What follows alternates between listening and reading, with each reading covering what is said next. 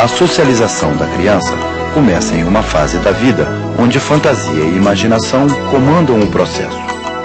Entre 4 e 6 anos, brincar quer dizer trabalhar. A pré-escola é o espaço onde a criança aprende brincando.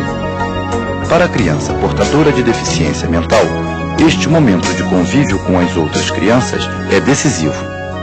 Integração ou discriminação. Esses são os 2 caminhos que se abrem à criança deficiente.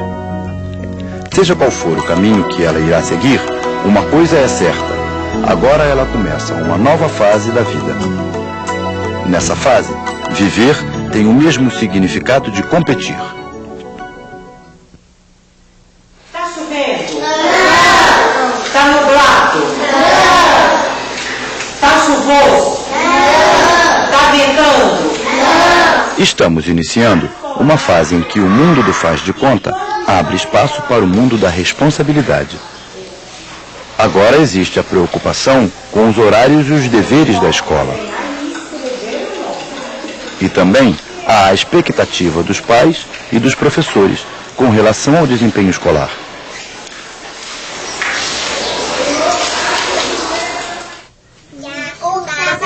O relacionamento com o mundo dos adultos se intensifica. Os desejos e sentimentos que a criança expressa costumam receber dos adultos respostas contraditórias. Geralmente em forma de valores absolutos, o bem e o mal. É um momento delicado. Podemos estimular na criança o preconceito ou cultivar a solidariedade. Onde é que você viu a árvore? Muitos professores não aceitam crianças deficientes em suas salas de aula. Não se sentem capazes porque não são especializados.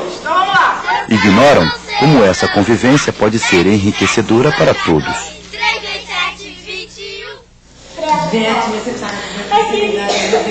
No caso das crianças com deficiência mental, a falta de conhecimento sobre suas condições e suas possibilidades alimenta o medo e cria fantasmas. Mas eu penso que o nosso olhar está completamente equivocado. Eu acho que é surpreendente conviver com eles, né? Surpreendente mesmo, a cada momento. Quanto mais eu convivo, mais eu acho interessante. Eu acho que para poder haver uma integração e uma mudança de mentalidade, também os portadores de deficiência têm que mudar a sua mentalidade e as famílias. Eu acho que as coisas são dos 2 lados. Viver em sociedade passa a ser um desafio tanto para a criança deficiente quanto para as pessoas que convivem com ela.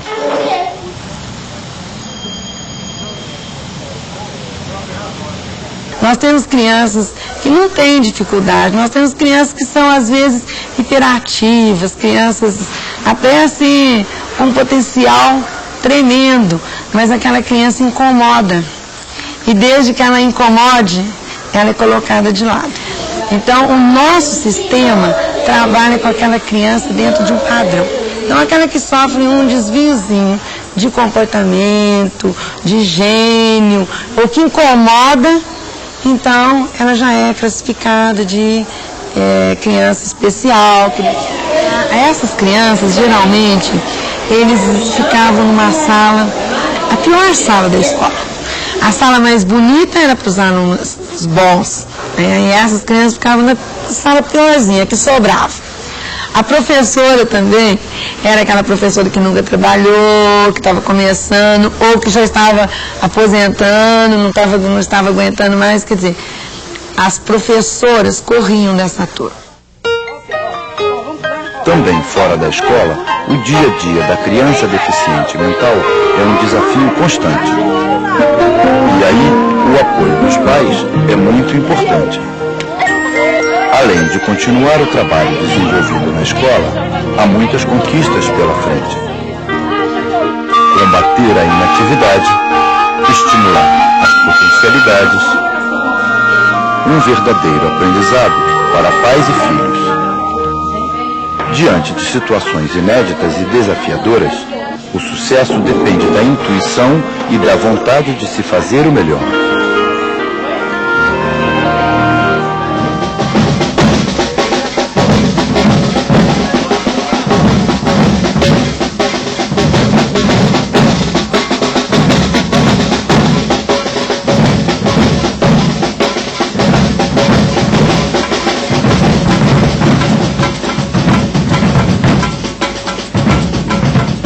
muita coisa intuitiva com o Felipe, assim, né?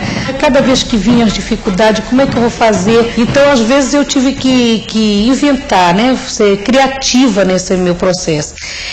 E aí, bom, como é? O que eu vou fazer para ele poder ir brincar? Eu tenho que trabalhar, né? Então, tive que inventar, começar a inventar o que eu chamo hoje as formas de integração. Eu saía pela vizinhança, dizer, olha, eu vou mandar o Felipe aqui na padaria. Você pode olhar quando ele atravessar? Ora, eu recebia às vezes algumas pessoas que achavam a coisa mais incrível e diziam assim, pode contar comigo, como também eu via pessoas, Deus me livre, a senhora é doida de mandar esse menino. A senhora não está vendo que ele tem capacidade, e se ele for atropelado, a senhora não deve me culpar. Está entendendo? Então, mas eu comecei a saber lidar com essas várias opiniões e fazer aquilo que também eu já estava com capacidade para executar, né? E com isso ele criou toda uma relação na vizinhança, que ele anda sozinho, pela vizinhança toda ele anda. Aprendeu a andar de bicicleta, aprendeu a nadar, aprendeu tantas coisas, né, que fez com que hoje, por exemplo, seja um menino que ele, não nessa escola, mas na escola do ano passado, ele ia e voltava sozinho para a escola, está entendendo? Comecei a buscar outras, cada vez ampliando mais o universo dele de integração, levando ele para todo lugar, né, que já havia agora passado esse sentimento, a vergonha dos olhares e tudo. Então passei a fazer, está entendendo, de maneira que não só eu me superasse, mas também quem está em volta. Muitas vezes, quando os medos e equívocos de relacionamento são superados, o desempenho escolar da criança deficiente mental é que passa a ser questionado. O atraso em relação aos demais colegas de classe e as dificuldades constantes que tende a enfrentar são apontados como barreiras intransponíveis. A própria capacidade da escola em atender adequadamente as crianças portadoras de deficiência também é questionada. Para muitas pessoas, a saída é o ensino especializado.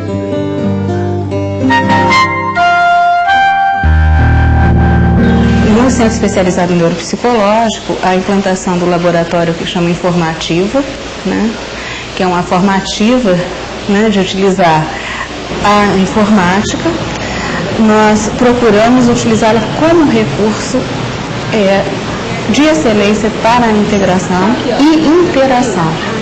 A máquina dá a resposta que o portador de deficiência não pode dar. Escolas especiais, equipamentos e tecnologias sofisticados. Sem dúvida, uma situação ideal não só para alunos deficientes, mas para todos os alunos. Será que a integração só pode acontecer nessas condições? Não é o que mostra a experiência da cidade mineira de Lavra. Aqui, a APAE criou um projeto de ação complementar. Olha o camaleão, olha o rabo. O objetivo principal é combater a discriminação e estimular a integração das crianças. Olha o rabo dele, sai do meio, senão ele cai. O cachimbo era de todo mundo vai ser serpente. Esta é uma história de uma serpente. Esse projeto já existe há 10 anos, desde então já vem sofrendo uma série de modificações, porque a gente vai observando o que está dando certo, o que não está dando certo. É uma equipe formada por um psicólogo, que é o Zé Luiz, tem a nossa coordenadora, que é a Deise, que é uma pedagoga, tem as professoras, hoje nós somos em 3, né? E nós itineramos nas escolas. Nós temos a nossa escala fixa, que são 3 escolas por professor. Então nós atendemos um total de 9 escolas. Nós atendemos as crianças que apresentam dificuldades de aprendizagem dentro da escola regular, mas assim, as crianças que não conseguem assimilar, aprender do método que a professora usa, que a escola usa. É uma escola de periferia, né? Abrange um bairro já assim socioeconômico baixo, né? e são crianças mais hostilizadas, né, por causa de estar num bairro mais afastado mesmo. E a classe aqui social, ela é muito precária, né? Vem de famílias mais tumultuadas. São meninos que não conhecem nem as vogais, eu pego sem conhecer as vogais. E já, né, cumprindo um programa da escola há 2 anos. Então chega para mim com 2 anos, assim, eu olho, a criança nem um nome sabe escrever. Né? E ali eu começo todo aquele trabalho, vou lá atrás de novo, bem na pré-escola, bem ludicamente, e venho trazer. Ao final de um ano, eu digo no primeiro 6 meses, é só mais contato. Os meninos no segundo semestre é incrível, é notório mesmo. Você vê os meninos já escrevendo o nome, fazendo ordens mais simples. Uma cor azul para cada um pega uma cor roxa. O projeto de ação complementar é uma proposta de educação integrada premiada pela Unesco. Nas palavras de uma diretora de escola, ele não gera gastos para a escola e não faz nada difícil ou impossível. Em resumo, é um projeto que tem os pés no chão e leva em conta o ritmo e as características individuais de aprendizagem. Então a gente usa métodos alternativos, né? Muito na ludoterapia, muito um trabalho terapêutico, né? Seria o caso. Com brincadeiras, jogos. A gente sempre procura saber o que a criança está estudando dentro de sala de aula, para poder confeccionar material, sempre aproveitando sucata, dentro do tema, dentro do que eles estão estudando. 1, 2, 3. E já aproveitando que eles também estão sendo alfabetizados pela professora, a gente vai confeccionando material e vai já direcionando a atividade. Quanto é? 7. Se eu fizer isso daqui? Porque eu não faço um plano de aula para o mês inteiro. Cada dia eu faço o plano para o outro dia. Hoje, de acordo com o rendimento, eu verifico o que eu preciso trabalhar mais. Eu vou ter que voltar naquele do conjunto mais uma vez? De que maneira? Se não deu certo daquela maneira, que maneira que eu vou fazer? Eu vou fazer usando outro tipo de exemplo, né? A gente procura muito o corpo, né? A questão do corpo. A gente, é como se a criança estivesse assim, ela se situar, ela perceber que ela existe, que ela não é um ser externo da realidade, ela é um ser presente, atuante, né? No dia a dia, ela é importante.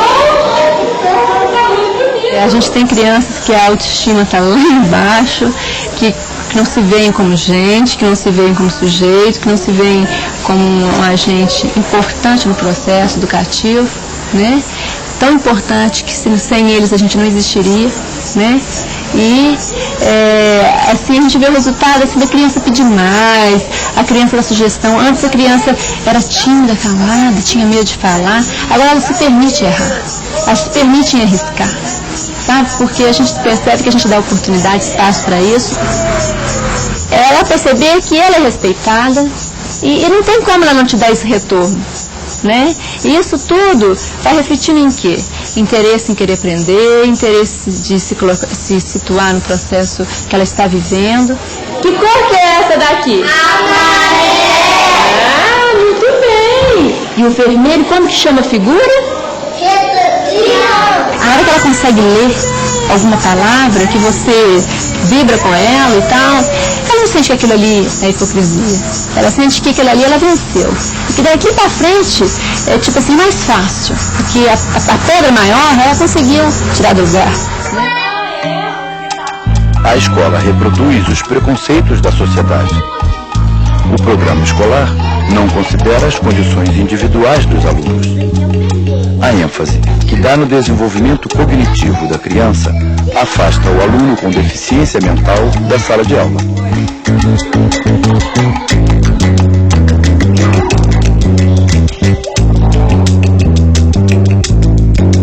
A criança, ela não tem preconceito. ela vê o diferente porque quando tem traços físicos são visíveis, ela percebe o diferente, mas amanhã ela brinca como qualquer uma outra criança. Não há nenhum preconceito, principalmente na pré-escola e mesmo nas séries iniciais.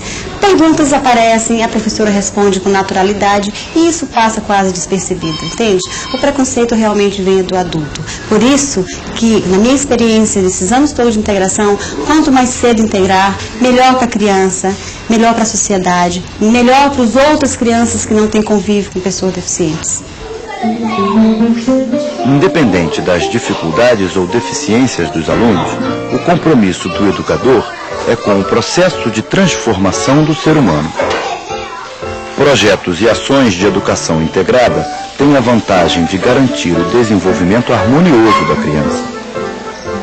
Para isso, os recursos escolares devem ser diversificados e, se possível, integrados.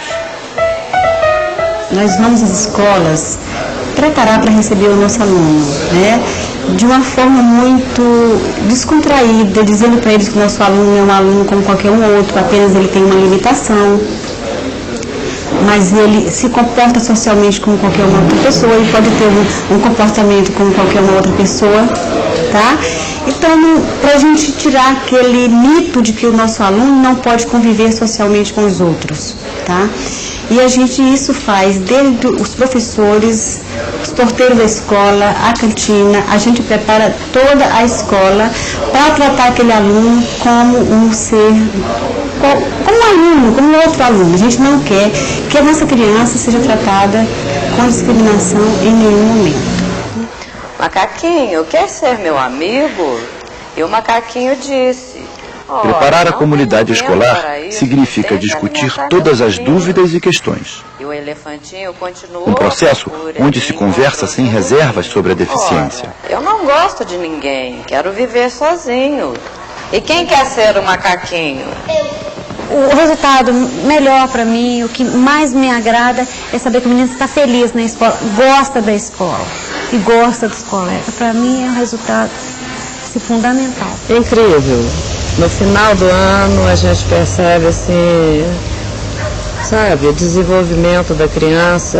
Não é uma coisa imensa, mas você percebe aquelas coisinhas pequenas que no futuro você sabe que vai se tornar uma coisa grande. É o início para uma coisa maior. Então a gente fica super feliz de ver criança que consegue vencer etapa, né? No próximo ano já está acompanhando uma turma bem melhor. E é bom demais, eu fico emocionada no final do ano quando eu vejo meus meninos, o que eles aprenderam no curso de um ano. É bom demais.